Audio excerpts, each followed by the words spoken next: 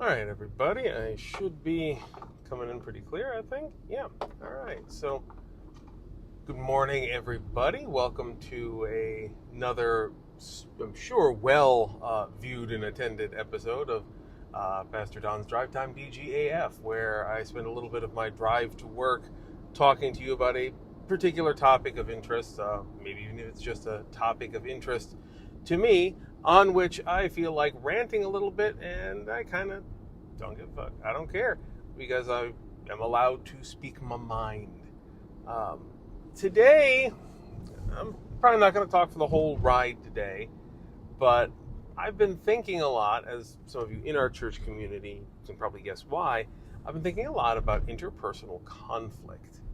Um, Now, one of the things that has always, I'm going to say, annoyed the hell out of me, particularly growing up, was that it seemed to me that pretty much every church or community I would join within the Christian sphere all ascribed to what one might call the Gene Roddenberry theory of conflict, which is there shouldn't be any. There can't be any. No interpersonal conflict. Everybody gets along happy, hunky-dory, and even when you don't, you pretend you do.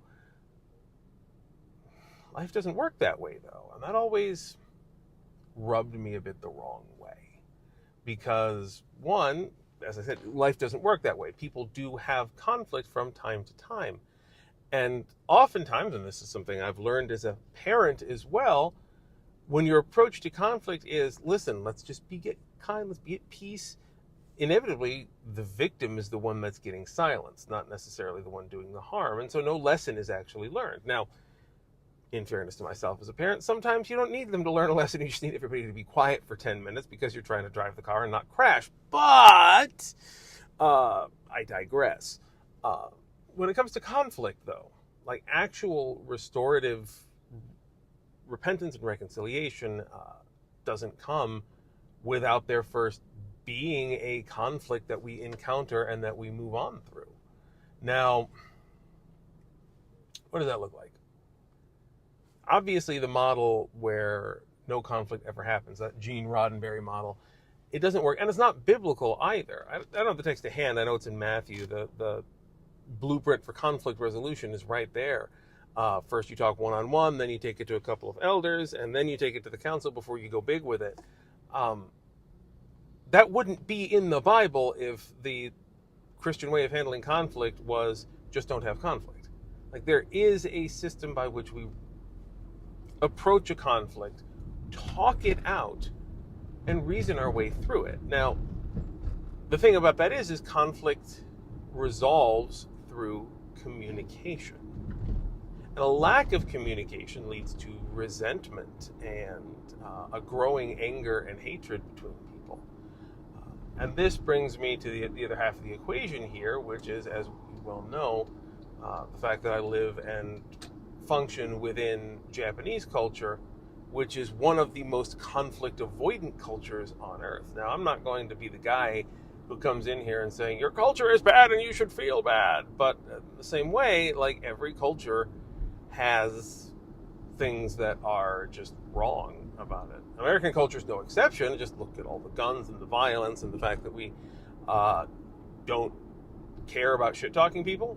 Like, I mean, yeah, it's kind of funny that I named this DGAF, but the American attitude to literally not give a fuck is really one of our big problems. But within the Japanese culture, whereas the Americans, we embrace conflict, the Japanese are so avoidant of it. So we wind up in a situation whereby, in my life at least, I encounter plenty of people who will never, ever, ever tell you if you've upset them or offended them or hurt them in any way, shape, or form. And you can go days, weeks, months, years even, without knowing an offense even exists, until one day they just lose it because they can't bear the weight of it anymore. Now, what we're talking about here is resentment. And while I'm using Japanese culture as a very prima facie example of that, it's not unique to the Japanese. We do it ourselves in American and other English-speaking cultures all the time, where we don't confront something and the resentment isn't allowed to build and fester until it destroys something. And when you get to that point, reconciliation is very hard because you've built this thing up to be such a big load on your heart that you can't carry and you can't discharge, and it just ends your relationship with this person. I've encountered this multiple times in my life, and for myself, I try very hard not to hold on to resentment. One of the best pieces of advice I got as a younger man was in relationship to marriage in particular, was that love never remembers and hate never forgets. Now that's I've found to be very, very true. Yeah. If you look at Corinthians, love love bears all things, but also keeps no record of wrongdoing is on that list too for a reason. There's some weird drivers out here. Yeah, love keeps no record of wrongs is on that list for a reason, because letting shit go is a big part of it too. Being able to confront a thing, to express it, and reach agreement or don't, being able to let it go and continue in fellowship with one another is the key to almost everything. Pretty much all forms of conflict resolution boil down to that in the end. They boil down to, look, you're going to have to find a way to get along, because if you don't, this whole thing is going to fall apart. And if you don't want that, then you got to let it go. I found myself having to teach that to my boys a lot lately, who would, without this, be having centuries-long multi-generational blood feuds over who took the last Yu-Gi-Oh card out of the deck. So, like, we have to be able to confront and to release. So those are really the three things in conflict management that we run into: either avoidance, confrontation, but in the end we have release. You have to be willing to release a conflict, to let it go.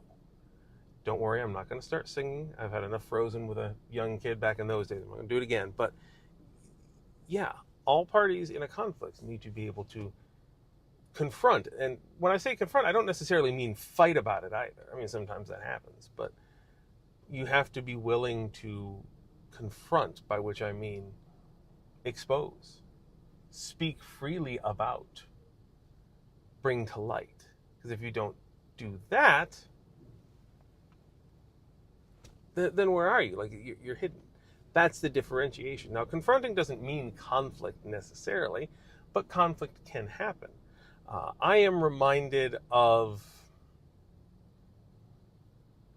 a scene from, I think it was from an old Samuel Jackson movie. I want to say it was Coach Carter, maybe, where the Sam Jackson character is working at a school and is kind of doing what I do as a pastor, which is mostly pissing the right and sometimes the wrong people off.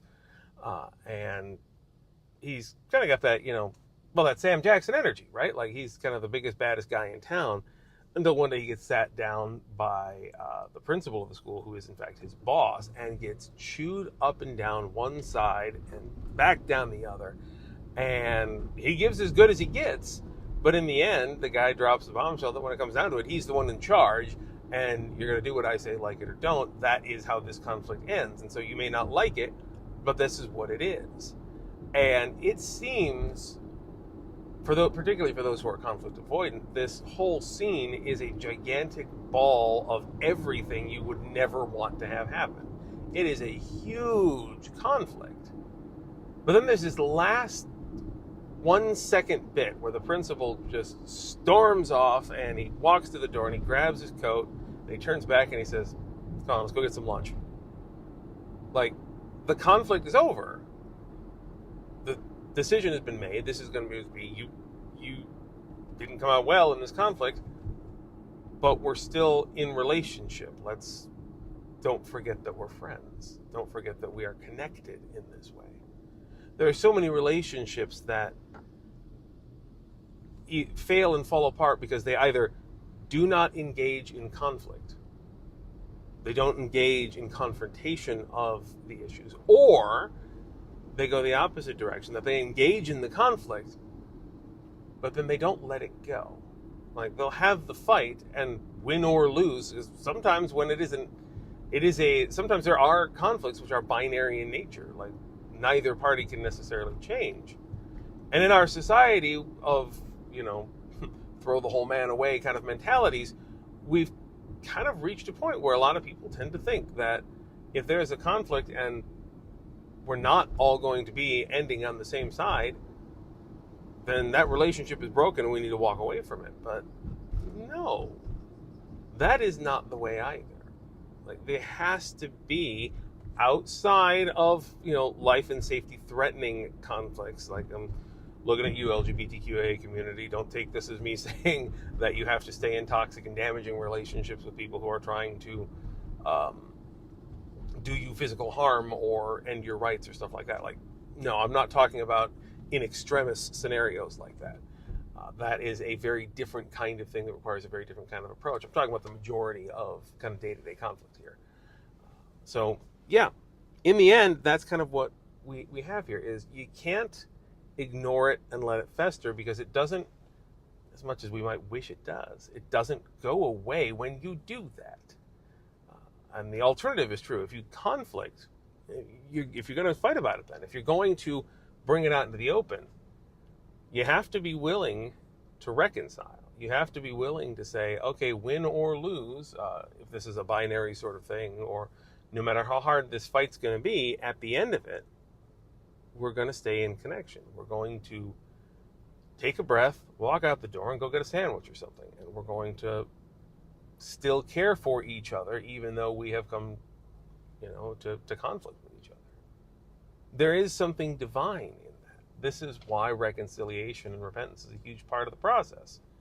You can imagine, in that example from the Sam Jackson movie I used earlier, you can almost imagine the two of them going out to lunch, and about halfway through the first half of the sandwich, the principal who effectively won the conflict still saying, "Man, I didn't have to yell at you like that. I'm sorry."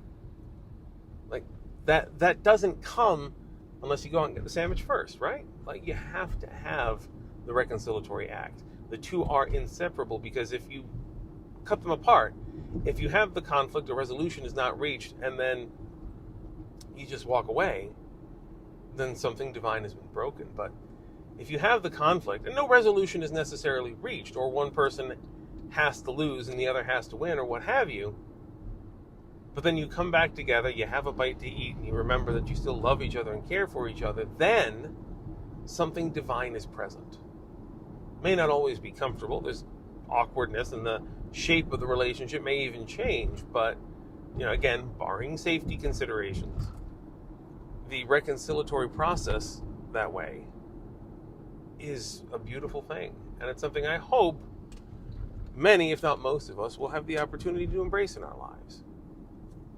I know it's something I've tried to live my life in search of and in commitment to, and I hope many of you out there will do the same. Because I can say that my own life would be a lot easier if everybody tried to do that, and I think all of our lives would be easier if we tried to do that. If we embrace the necessity of confrontation, not necessarily conflict, but they often go hand in hand. If we embrace the necessity of confrontation, and then after the last words have been said, we remember who we are in confrontation with, and then move back into relationship and start to reconcile. If we could follow that process one-on-one, or with help when needed, instead of breaking the relationships off and going to the world and saying this, that, and the other thing, our lives would be so much better. They really would. Care for the person has to be where these things start, and it's where the Christian action begins, with a one-on-one, honest conversation, saying, "Hey, man, I'm not happy about this. I don't like this." Maybe it's a conflict, maybe it's a confrontation, but having that out in the open and working through it is necessary.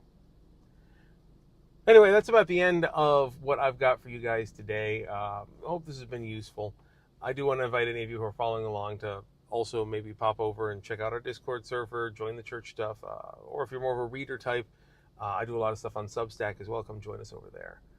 Otherwise, have yourselves a great day. I'm going to get myself to work, and we'll see you guys next time I have a chance to do this. Bye, all.